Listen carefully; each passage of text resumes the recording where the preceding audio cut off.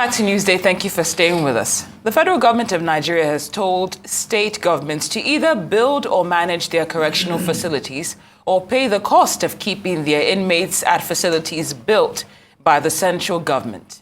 Minister of Interior, that's Rauf Aregbesola, said even though the justice system clearly differentiates between states and federal offenders, the federal government has been the only one in charge of custodial facilities and has been bearing the burden of financing them.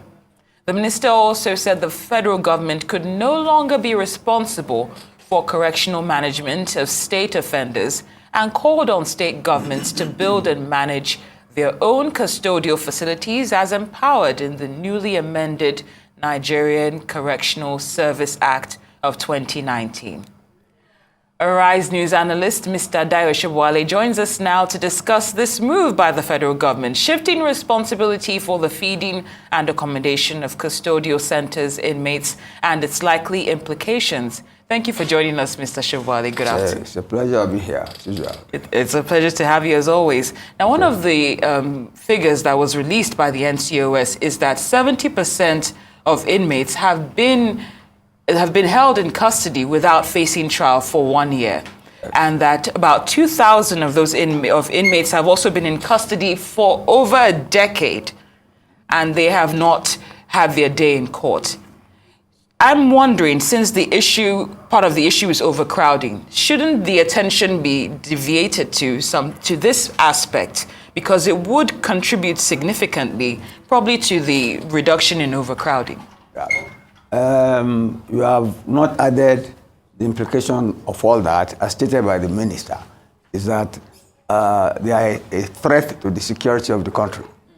It's a threat to the security of the country. And the security is a major problem facing this country now. That the state government should take care of them and build correctional facilities. Those are administrative problems. It can be sorted out. It's the evolution of authority. No, which is what people have been asking for all along, that we should not have a unitary system, whereas we call ourselves a federation. But the implication is the security that the minister himself has pointed out, and which the Chief Justice of Nigeria too has pointed out. The point is that many of these people have been in prison for a long time, and they have not been tried.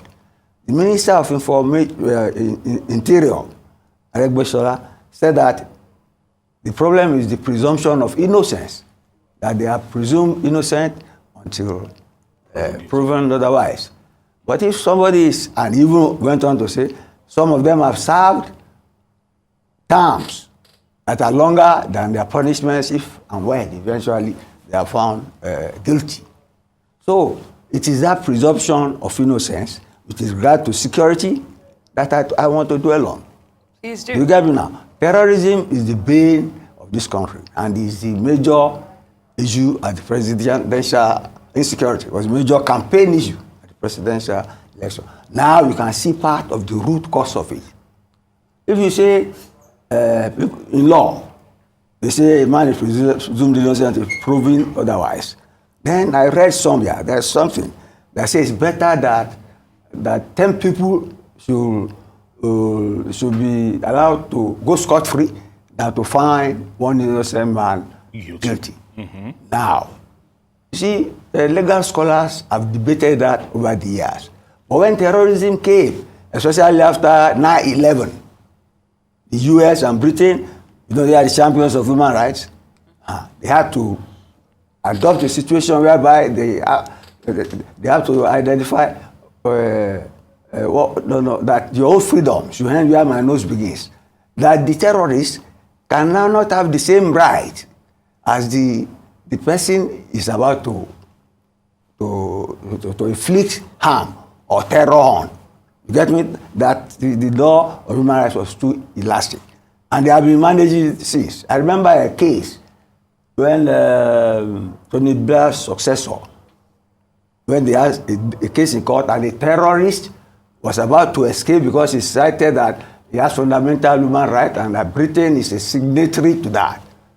The UK Parliament was Parliament that makes act to convene a special session to say that foreigners do not have that right and allow the trial to go on. In our own case, don't let us beat about the bush. You remember there have been several prison breaks. Especially the Kuje one. Yep. We are terrorists, fundamentalists. Thousands of them were released. Later they caught them, but some they never caught. It started after a sermon, according to people who were there. And former governors, so it means it's an orchestrated something. So if you say terrorists have fundamental human rights and that they are presumed innocent, when even they have killed people until found otherwise, which in other places, something that people have counter-terrorism laws. I think that is part of what our 10th Assembly or this Tinubu government should address, to put something in place. Because see the massive insecurity in the land, especially in the north. So the question that begs to be answered will be that why wait till the 11th hour to do this? Or to even say it. Or to say it, or bring this to the fore, knowing that as it stands, although this particular administration are insisting that government is a continuum, but you and I know that as it stands right now, the focus of the next administration will be on other things before probably trying to come back to this. And before this actually arises again, time would have been lost. Yes, I mean the CJ even said it at the lecture we had both of them, so that they have been warning successive Nigerian government. There is need to put in place a law, you get me, that to separate terrorism from normal criminal, what have you. You get me? Because you can, even according to Aregbesola, if they take the cases as they are, with requisite legislation, there will be no congestion even in the prisons. But that is even a problem by itself, understanding that nomenclature usually plays a huge role. They've said that, some have said that the actions of some of these bandits should be labeled as terrorism. And some have said that is probably pushing the envelope. I even call them Fulani terrorists or what have you. Even in the US, remember when Obama was there? He said they should not call them Islamic fundamentalists until the thing got so rampant, he himself called them Islamic fundamentalists. So, and this is a problem all over West Africa. But security will never subside until we handle this issue the way it should be handled. But now that the federal government has basically, put its hands up and saying that the states... Sola is the federal government. I'm talking about the state assuming responsibility. Yes. Do you, from the information that you have, do you think that enough has been put in place to make that a relatively smooth transition to relieve itself of those responsibilities? That Prison Correctional Reform Act was passed in 2019. It's not a new something, but it has not been implemented. So it's asking them to do it now and giving them a threat that if they don't build the correctional facilities, if you don't find places for those people, they'll be giving money to the federal government for feeding them. Which is like asking these people, some of them can afford, the rich ones can afford to stay there. But the poor ones live a life of misery that they would rather wish they were dead. And some even, that in such a state that they don't want to be released because they are not sure if they are to get the next meal. But do you think this will be the beginning of the review and the overhauling of our correctional system in terms of, because like you said, some of these people live in deplorable stages. If you've never visited the prisons, you do not have the faintest idea of what some of these people do go through in terms of feeding. Yes. They are like below the barrel. Yes. But the churches are trying. Yes, they are. In many churches. Yes, they are. You have prison. You even have priests, bishops designated for. And some judges do occasionally visit, but once a year, or maybe half yearly. And then they see some people who have been there maybe 10 years without trial, somebody sentenced to death, there for 10 years. Maybe eventually they convert it to life imprisonment, things like that. It is the judicial criminal justice system. Get me? It should include the bar and the bench.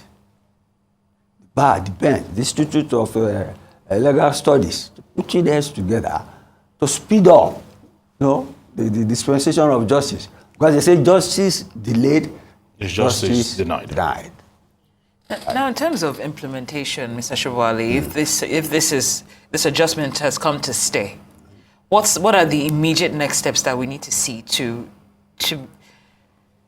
make this not as painful as it appears that it might be? That is what I've just said. That is what I've said. My own interest, you see, is in terrorism, in security. The Kuje prison, many of the prisons in the north are filled up with terrorists. And I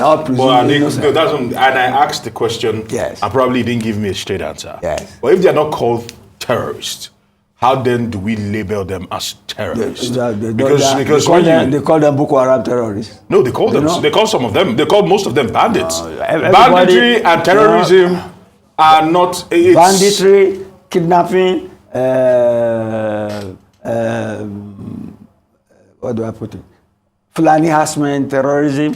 They are kidnapping. They are different, though. Yes, that's what I'm saying. So if you actually, and many of them, there are more of them in prison. Yes, and they are being called bandits, as against some being called terrorists.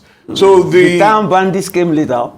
Boko Haram terrorist was terrorist. Yes. Don't behave like Al Jazeera person. We're talking post 2015. We're talking post 2015. Al Jazeera, they never agreed that the suicide bomber was a terrorist. But we can't also throw away the fact, Mr. Sobowale, that there are people there who might not be terrorists, who might not be terrorist bandits, and might just be victims of circumstance that were just in the wrong place at wrong time. Because we also have cases where they've said NSAS protesters have been held, for a couple of years. So they might be caught in that mix as well.